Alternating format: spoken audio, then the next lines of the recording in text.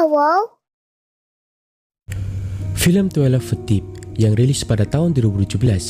Film ini menceritakan tentang dua orang kakak beradik yang terjebak di sebuah kolam renang yang tertutup rapat selama berhari-hari dengan suasana yang sangat mengerikan. Hai, kembali lagi di ZF Film. Selamat mendengarkan dongengan yang sangat tidak bermanfaat ini.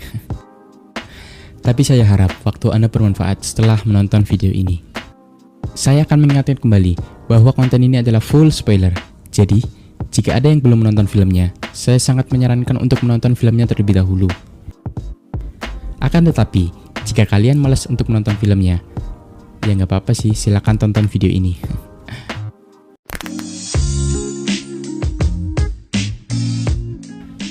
Jika belum subscribe, silakan subscribe di bawah ya guys, and silakan tonton sampai habis.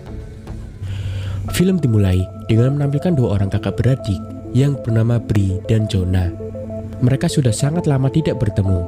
Kemudian mereka memutuskan untuk melepas rindu dengan berenang bersama di sebuah kolam renang. Jonah adalah mantan pasien depresi yang disebabkan oleh pengalaman masa lalunya. Sehingga Jonah selalu merasa gelisah dan pesimis akan hidupnya sendiri. Namun Bri sang kakak memiliki sifat yang sangat berbeda dari Jonah.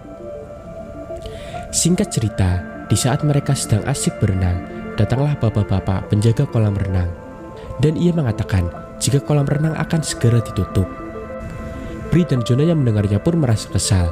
Namun mereka tak punya pilihan lain selain naik ke atas dan bersiap untuk pulang. Akan tetapi, Bri merasa kehilangan cincin tunangannya.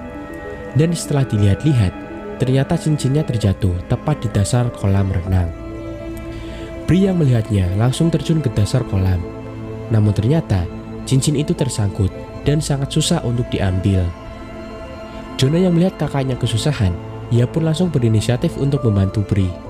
Saat sedang mencoba menarik cincin itu, rambut Jonah malahan tersangkut pada saringan kolam renang tersebut. Di sisi lain, penjaga kolam yang merasa sudah tidak ada orang di dalam sana, langsung menutup kolam renang tersebut. Bri yang melihat kolam renang sedang ditutup, langsung menarik paksa rambut Jonah.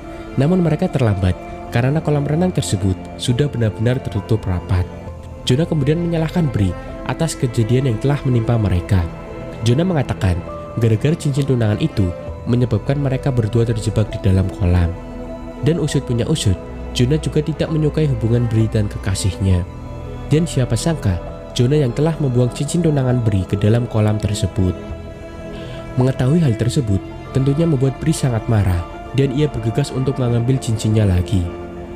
Beruntungnya, Bri berhasil mengambil cincin miliknya. Di sisi lain, Jonah berhasil menemukan sebuah lubang di penutup kolam dan ia berusaha melubanginya dengan alat yang ia temukan. Bri kemudian menyuruh Jonah untuk membantunya mencabut besi saringan untuk menghancurkan penutup kolam. Namun Jonah tidak menggubris perkataan Bri.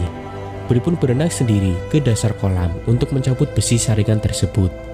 Akan tetapi, Bri gagal karena saringan itu dibaut dan tak bisa diangkat. Dan tidak terasa, sudah berjam-jam mereka di dalam sana.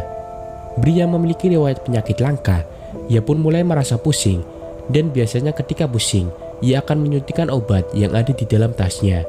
Jika tidak menyuntikannya, maka ia akan pingsan. Di luar kolam, tiba-tiba saja datang seorang petugas kebersihan yang bernama Clara. Ia adalah petugas baru yang merupakan mantan narapidana yang baru saja dibebaskan. Pada saat berkeliling, Clara tanpa sengaja menemukan handphone milik Bri yang sedang berdering. Dan ternyata itu adalah telepon dari tunangannya yang bernama David.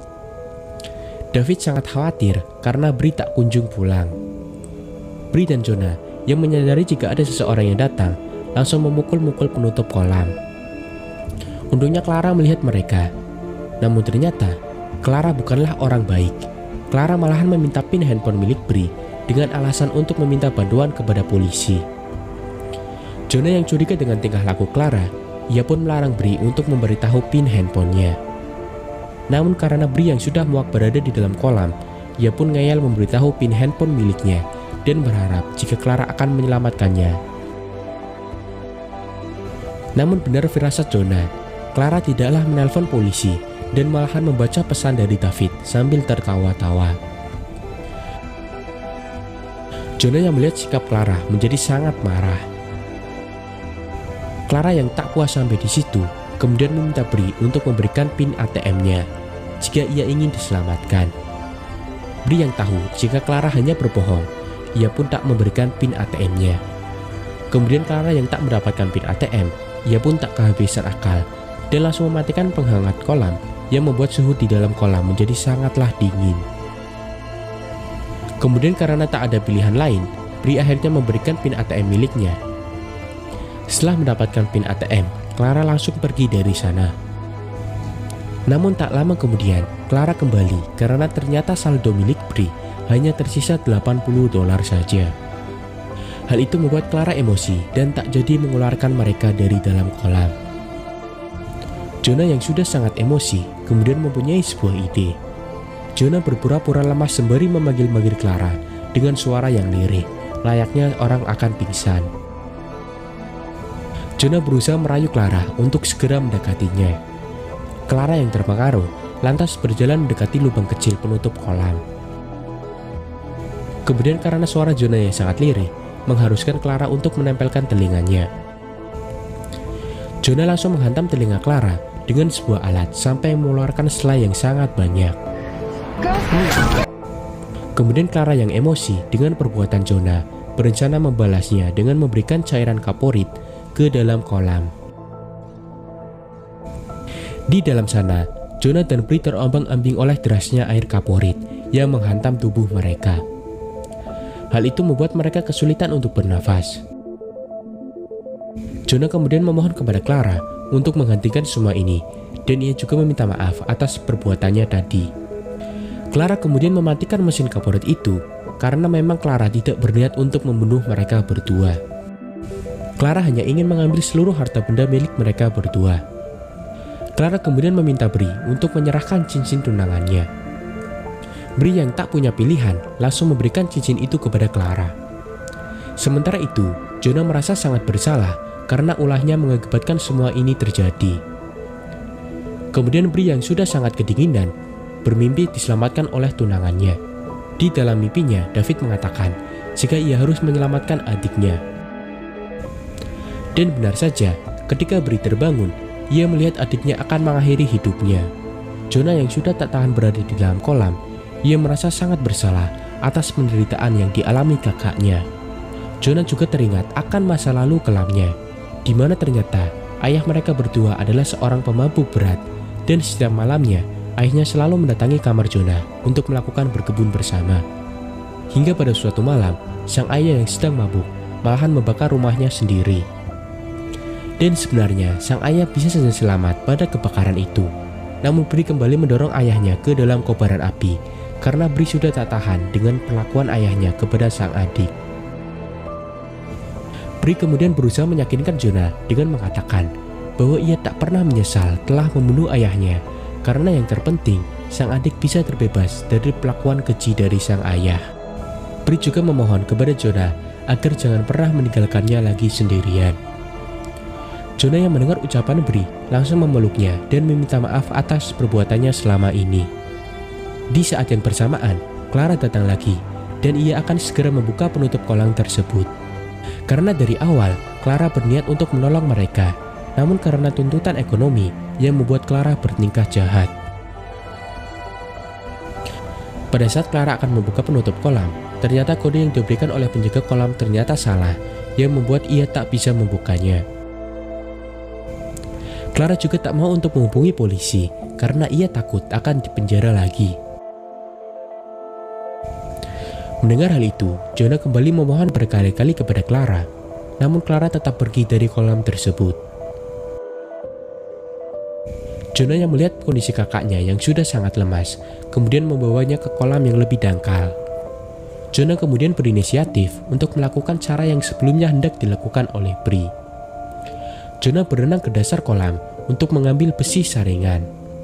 Jonah berusaha menarik besi saringan itu dengan sekuat tenaga, namun sayangnya besi saringan itu menempel sangat kuat yang membuatnya sangat susah untuk diangkat.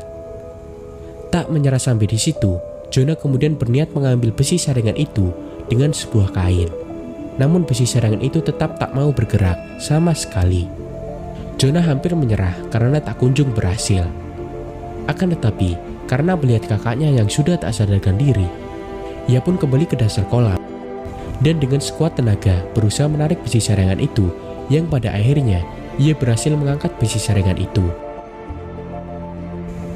Jonah kemudian langsung memukulkan besi saringan itu ke penutup kolam. Untungnya Jonah berhasil membobol penutup itu dan ia memasukkan tangannya untuk memperbesar lubang yang ada. Hal itu tentunya membuat tangan Jonah terluka oleh sisi tajam. Setelah membuat lubang yang cukup besar, Jonah kemudian menarik sang kakak keluar dari dalam kolam. Kondisi Bree semakin mengkhawatirkan. Jonah lantas mengambil suntikan dari dalam tas Bree dan langsung menyuntikkannya ke tubuh Bree. Bree akhirnya kembali tersadar. Namun siapa sangka, Clara kembali lagi sambil mengarahkan pisau kepada mereka berdua. Clara takut jika mereka berdua akan melaporkan perbuatannya kepada polisi. Jonah pun memohon kepada Clara untuk tidak menembaknya. Dan ia berjanji tidak akan melaporkan Clara kepada polisi. Jonah juga mengatakan jika ia akan memulai hidup baru bersama sang kakak karena selama ini hubungannya keduanya tidak baik. Clara yang kebetulan memiliki masa lalu yang buruk, ia pun merasa iba kepada mereka berdua. Clara bahkan mengembalikan cincin tunangan milik Bree. Jonah kemudian berterima kasih kepada Clara dan ia menyuruhnya untuk pergi karena ia akan segera menelpon polisi untuk meminta bantuan. Singkat cerita, tak lama setelah itu bantuan pun tiba. Bree yang sudah siuman tak menyangka jika adiknya telah menyelamatkan nyawanya. Ditambah lagi, adiknya berhasil mengembalikan cincin tunangannya. Dilihat setelah kejadian itu, mereka kembali akrab dan saling menyayangi sebagai seorang adik dan kakak. Setelah itu, film pun selesai. Oke, pesan yang dapat saya ambil setelah menonton film ini adalah sebagai seorang adik dan kakak, seharusnya saling support dan jangan saling menjatuhkan. Karena jika kita dalam masalah, orang pertama yang akan peduli dan akan membantu kita adalah keluarga kita sendiri, bukan orang lain. Maka dari itu, jagalah hubungan baik di antara keluarga.